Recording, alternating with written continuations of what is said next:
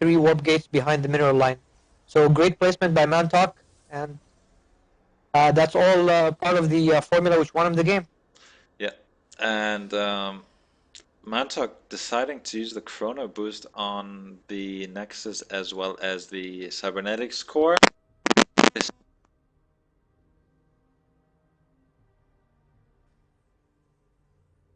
Hello?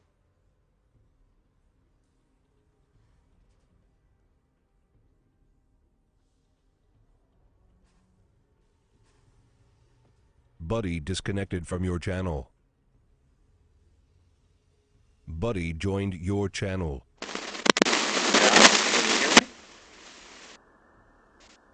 There's some distortion, but I can hear you now.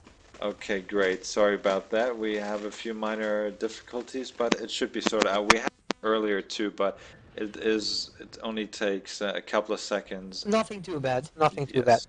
We see Unfortunately, we see Mantok going back to his old ways. Thankfully, though, he did decide to build the Cybernetics core before the Nexus this time. And we see 2 more gates going down for him. So it looks like it's 1 gate into Nexus into 2 more warp gates. Yep, we have our first kind of hidden pylon up there in the about 10 o'clock, 11 o'clock position for Mantok. Maybe he wants to warp in a few minutes, put out a bit of pressure, but we see a bunker with 4 Marines on the high ground and a starport making a medivac. A bit odd, Hellion maybe. drop? Yeah, Hellion drop. That's what it is, and maybe hopefully going into Banshee because that is what exothermic loves. The Nexus at the natural just completed for Mantok, as the SCV wants to steal a couple of minerals, which he will, but he is going to lose them as the Stalker will foil his escape. And we see 3 gateways as well as a robotics as 3 Hellions make their way across the map. Let's see where they rally to. Maybe Look at this. Will they be spotted by the pylon? Yes. Looks like the pylon will just the dropship will just go past the pylon. Unfortunate for Mantok. This could potentially do a lot of damage, but he does have 1 stalker positioned behind his mineral base just in case. Yeah, that is right. The Hellions can escape from the Stalker, but does he know? Oh, but the Observer is coming into play right here, and So I think he might have seen it. Looks like dropship does make its way to the main. Will he drop the Hellions? Note that Banshees are also being produced in addition to Cloak. Hellions going in, kill off a few probes, more probes dying. And Mantok needs more units to try and stop this. He's already lost a lot of probes and they're lined up. oh no, a bit of miss micro there, but look at that Hellion line. Oh my god, he does take out a lot of probes. And now they're still not done here, and again, oh, no surround by the probes, but oh no, the Hellions are targeting the Stalkers, and oh, he could have done quite a bit more there. Looking at the units last, yeah, 13 probes were killed off. That was more than worthwhile for Exothermic. Great attack and poor defense by Mantok. He lost a lot more probes than he should have. Yeah. Banshees are coming in, but he already has an observer, so he'll be more than ready for it. Yeah, Banshee's heading for the expansion though, so yeah. looks like he might kill off a few probes before Mantok is able to come back and defend. 3 kills already for that Banshee. Mantok just moving his units now, too late. Yeah, but oh, now the observer is there, and the Stalkers will fend off the Banshee. But again, looking at the units lost, 18 probes lost for Mantok, slowing down his economy. There are no units at the natural. Excuse me, there is 1 probe mining. But in the meantime, all of this play has enabled Exothermic to get out his second, now landing as an orbital at the natural stem. I'd like to note that Mantok still has more workers, so he's definitely still in the game.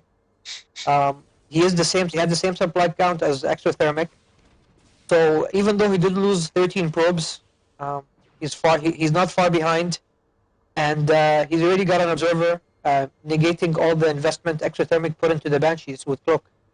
Yep, you're absolutely right there. But now the Mule lands, SCVs are in production, and oh, the Banshee does was taken die. out. Yeah, that is correct. The Banshee does play, but no Chrono Boost being used on the Nexus at the natural. So let's see what does happen, or what'll happen. And is that another drop full of Marines now, making its way across the map? We see one Immortal and 3 Stalkers awaiting their drop as a Banshee is out on the map again. Let's see I how. think he will try to pull away the units from the main, and at the same time try and dock. Oh, but this is not going But to. no, Ooh, a good reaction there by Exothermic as the Banshee is chased out just temporarily, and Exothermic is wise enough not to drop the units. As we see 2 reactors finishing on the barracks, siege tanks with siege mode at the front of the base, a Raven starting to accumulate energy for those point defense drones to maybe deny the Stalkers, well, definitely going to deny the Stalkers to pick off the Medivacs or Banshees. looking at Exothermic's build, looks like it's very similar to the classic 111 build, except he's opted to do it after taking his expansion and with more racks. Siege tanks, Marines, Banshees, and a Raven. So the same unit combination, slightly different timing, and we'll see what he can do with it. Protoss does have 2 models out. He has a decent number of units. He is down in supply, but is still up with the economy game. Yeah, We do see Exothermic's money getting a little bit out of hand, reaching almost 1K with about 400 gas. He is wisely building a second command center, and looks like he's going for the push. He's got SCVs out of the mineral line to help the Raven and the tanks in the repair, and looks like he's going for it. and honestly, Cal, I don't think that it is a good decision to do that. There are 2 Immortals out there. There are plenty of Stalkers, quite a few Zealots, Zealot legs just starting, as well as armor for the Protoss player. I think the Banshee. Protoss needs a few more Zealots, and he should have no problem stopping this. Yeah. Exothermic makes his way. The Protoss will spot it and fall back to his natural. And as I say that, he does warp in a few Zealots. Great units to tank the damage coming in. And with great winners, looks like we're slowing down the game just slightly. But it's gone now. And we have the engagement. Tank sieged up. Great force field by Protoss. Immortal is not targeting, just now targeting the siege tanks, but not before a lot of damage was done by Exothermic.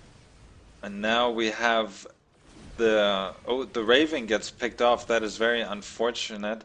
But the siege tanks aren't sieged. A couple of medivacs remain. The siege tanks are now going into siege run. Oh, huge volley off on those zealots there, and losing more. Oh, the second immortal is about to go down. Last-ditch effort to defend, and looks like Exothermic has this game in the bag. Yes, 40 supply, 39 against 101. The zealots being torn apart by these siege tanks, taking out a few of their fellow marines as well. The natural is going to fall now, but the Mantok did not even cancel his third while the engagement was in progress. So losing 400 additional minerals there, trying to warp in a few more zealots on the high ground, see if he can pull off a miracle defense, but in all honesty, that is not going to happen at this point, as the third is now going into place for Exothermic, a large reinforcement going to join these units up in front. The zealots are charging down the siege turrets. But look at that army of Marines coming in, and the zealots will melt away. And great technical timing and build by Exothermic. He executed that very well, and forcing Mantok to finally call in the GG. And the Exothermic, our reigning champion, advances to the next round. Yep, That is correct there. That is correct. He could have, I think Mantok, excuse me, he was in a great position to fend that off. He had